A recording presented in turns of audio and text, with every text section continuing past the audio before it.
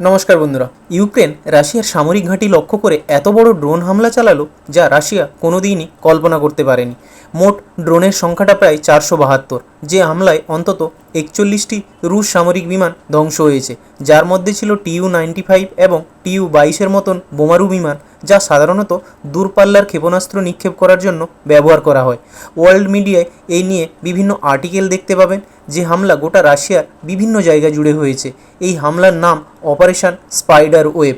প্রায় 3 বছর ধরে চলছে রাশিয়া ও ইউক্রেনের যুদ্ধ। ইউক্রেনের তরফ থেকে এর আগে যতবারই আক্রমণ করা হয়েছে তার মধ্যে সবথেকে ধ্বংসাত্মক হলো এটি। যে হামলার পিছনে প্রায় 1 থেকে 1.5 বছরের প্রস্তুতি নিচ্ছিল ইউক্রেন। এই ম্যাপটি দেখুন। ইউক্রেন যেখানে অবস্থান সেখান থেকে কয়েক হাজার কিলোমিটার দূরে রাশিয়ার বিভিন্ন প্রান্তে এয়ারবেসে ড্রোন স্ট্রাইক করেছে। ইউক্রেন সিকিউরিটি সার্ভিস ক্লেম করেছে যে লাস্ট 18 মাস ধরে তারা এই আক্রমণের জন্য প্রিপারেশন নিচ্ছিল। জেনে অবাক হবেন, কেমোফ্লাস্ট মোবাইল লঞ্চ ইউনিট, অর্থাৎ ট্রাকের মাধ্যমে, যেখানে ট্রাকের মধ্যে কাঠের ক্যাবিনেট বানানো হয়েছে যার মধ্যে রয়েছে ড্রোন, আর সেই ড্রোন রাশিয়ার মধ্যে নিয়ে যাওয়া হয়েছে। ড্রোন নিয়ে যাওয়ার জন্য সেই সমস্ত ট্রাক ব্যবহার করা হয়েছে যে ট্রাক সাধারণত রুরাল বা ইন্ডাস্ট্রিয়াল ইনফ্রাস্ট্রাকচারের উদ্দেশ্যে ব্যবহার করা হয়।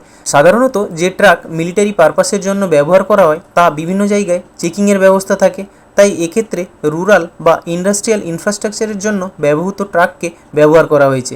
রাশিয়ায় প্রবেশ করার পর যে সমস্ত এয়ারবেসকে টার্গেট করার লক্ষ্য ছিল তার আশেপাশে গিয়ে ট্রাকগুলিকে রেখে দেওয়া হয়, অর্থাৎ লুকিয়েও রাখা হয়।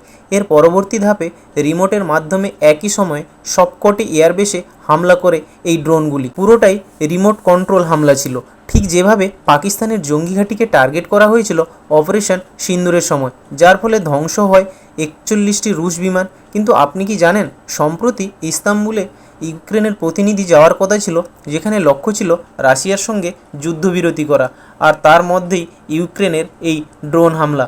সময় বলবে এর কী পরিণতি। রাশিয়া নিশ্চয়ই চুপ করে বসে থাকবে না, এর পাল্টা প্রতিঘাত অবশ্যই করবে।